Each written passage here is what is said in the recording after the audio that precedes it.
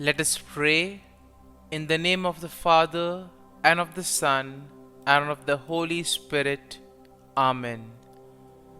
O Jesus, through the Immaculate Heart of Mary, I offer you my prayers, works, joys, and sufferings on this day for all the intentions of your Sacred Heart, in union with the holy sacrifice of the Mass throughout the world, in reparation for my sins, for the intentions of all my relatives and friends, and in particular for the intentions of the Holy Father. Amen. Let us pray for the intentions of the Holy Father for the month of May, for the formation of religious and seminarians. We pray that religious women and men and seminarians grow in their own vocations through their human, pastoral, spiritual, and community formation, leading them to be credible witnesses to the gospel. Our Father, who art in heaven, hallowed be thy name. Thy kingdom come, thy will be done, on earth as it is in heaven. Give us this day our daily bread, and forgive us our trespasses, as we forgive those who trespass against us. And lead us not into temptation, but deliver us from evil. Amen. Hail Mary, full of grace, the Lord is with you. Blessed are you amongst women, and blessed is the fruit of thy womb, Jesus. Holy Mary, Mother of God, pray for us sinners, now and at the hour of our death. Amen. Glory be to the Father, and to the Son, and to the Holy Spirit, as it was in the beginning, is now, and ever shall be, world without end. Amen. My dear friends, as we gather in the presence of the Lord, as we begin this new day, first and foremost, let us thank the Lord for giving us this opportunity to spend this time with Him. Let us also thank the Lord for waking us up this morning, for giving us a good night's rest, for keeping us safe and sound, and most importantly, for giving us good health of peace and mind. But we see that many a times we are caught up with our own busy schedule, and because of this, we sometimes tend to forget, or sometimes we don't see the presence of the Lord in our lives. The Lord works in our lives through various ways, through events, through people, through situations, etc. And therefore sometimes it becomes difficult for us to understand what the Lord is trying to communicate to us. Sometimes we are so caught up with our busy schedule that we don't even thank the Lord for the small things that happen in our lives. But we see that these small things are very significant, because they are all part of the larger picture. And therefore today, in a very special way, let us begin by thanking the Lord for various things that He has done for us, that He is doing for us, and that He will continue to do in the future. First and foremost, let us thank the Lord for the gift of life. And therefore, Lord, we thank you for giving us our talents, abilities, and various capacities through which we can grow and at the same time reach out to others and make a difference in their lives. At the same time, Lord, we also thank you for the gift of our family members, friends, relatives, near and dear ones, and all those who play a very important role in our lives. We see that all these individuals have in some way or the other influenced us, and we are who we are because of them.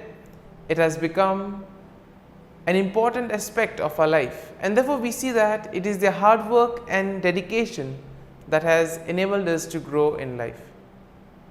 Lord, we also want to thank you for the opportunities that you have given us, opportunities to grow as well as opportunities to make a difference in the lives of others.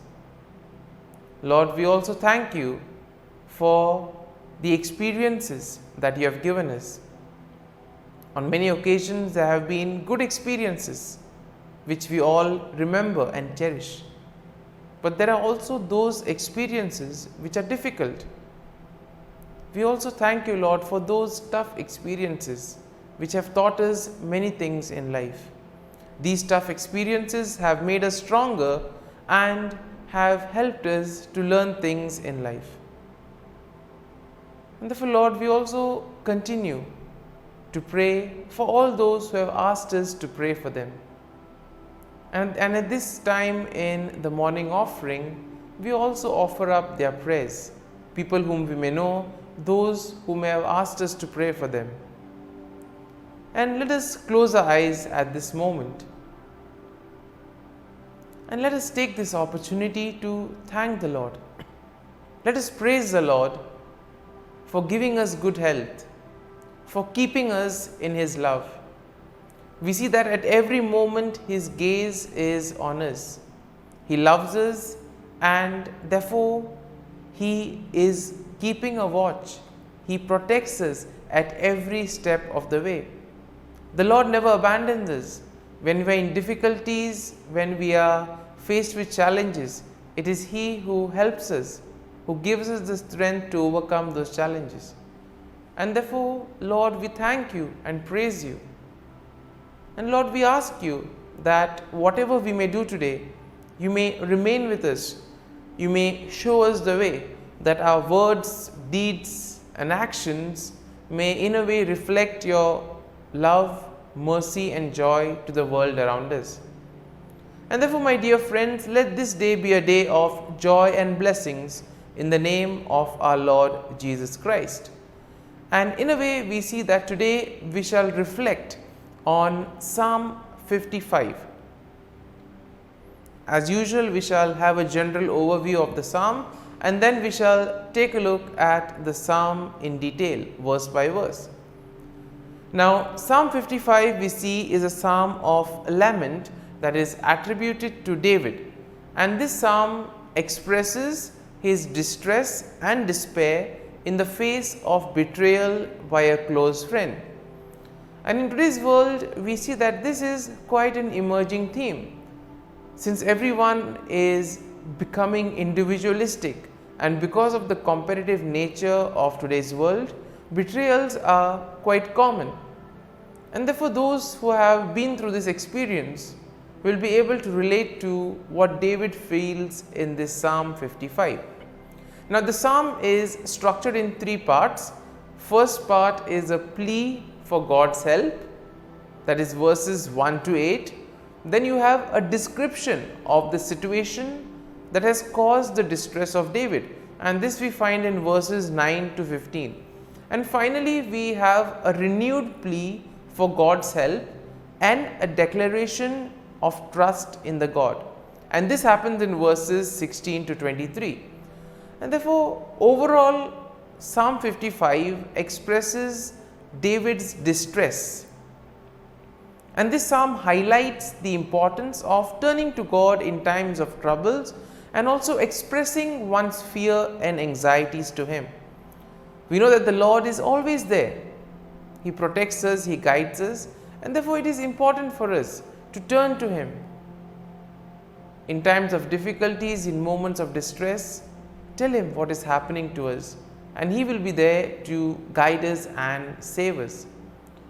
And therefore, the psalm also expresses hope and confidence that come from trusting God's faithfulness and justice, even in the face of betrayal and deceit.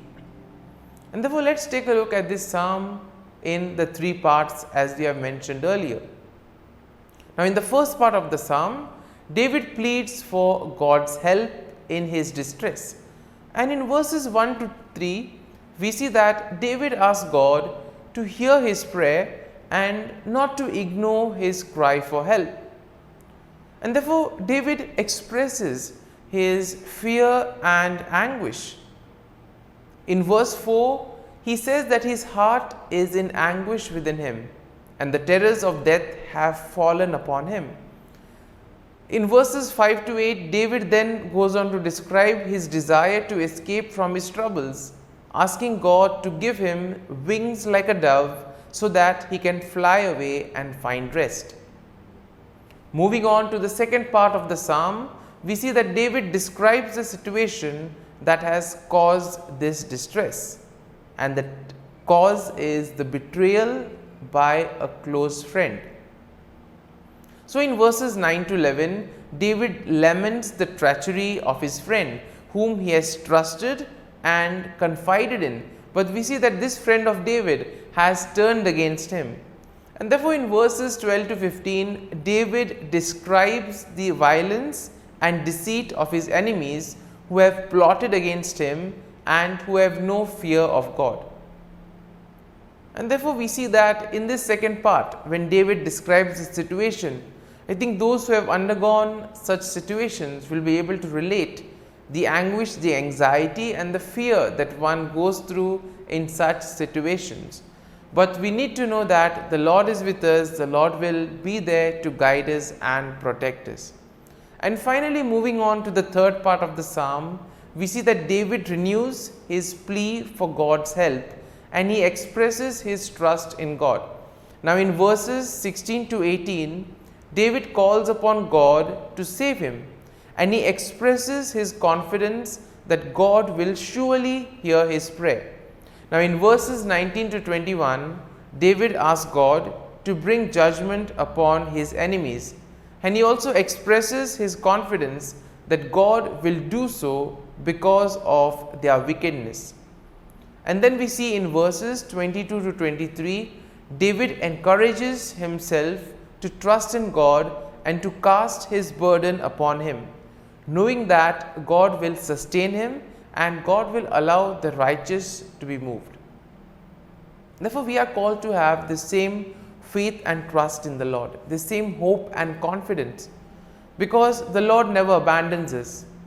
All we need to do is have faith, have hope and trust in the Lord, and He will provide, He will guide us. And therefore, when we are faced in moments of difficulties, let us turn to the Lord. And now, my dear friends, let us spend a few moments in silence, allowing this psalm to take root in us. If you have been touched by some thought or some idea that we have seen in Psalm 55, feel free to ponder and reflect on those thoughts or on those lines, and allow the psalm to take root in you, so that ultimately the psalm becomes part of you and you too are able to grow in trust and confidence in the Lord.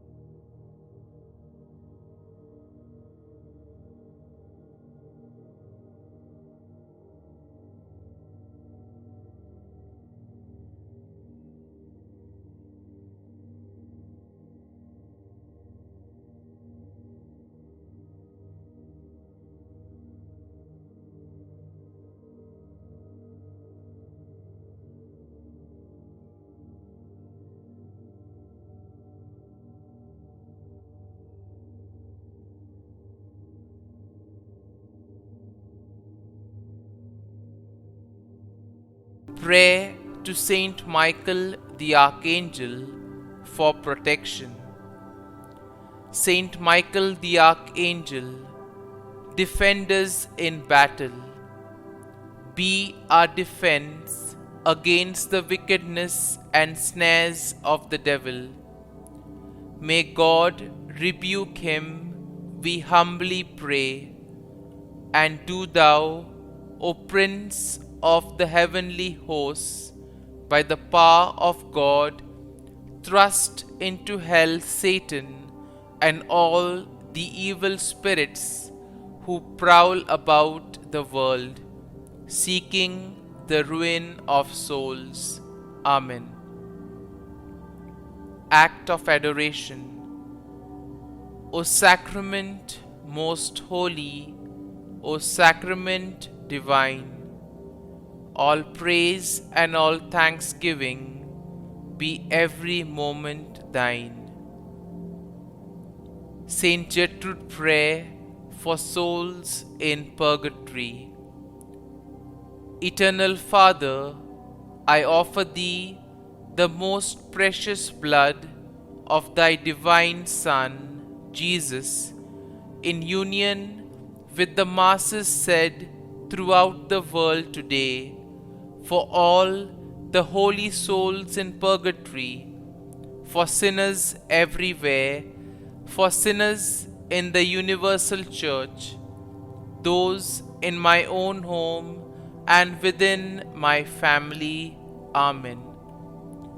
May the divine assistance remain always with us, and may the souls of the faithful departed through the mercy of God rest in peace. Amen. Glory be to the Father, and to the Son, and to the Holy Spirit, as it was in the beginning, is now, and ever shall be, world without end. Amen.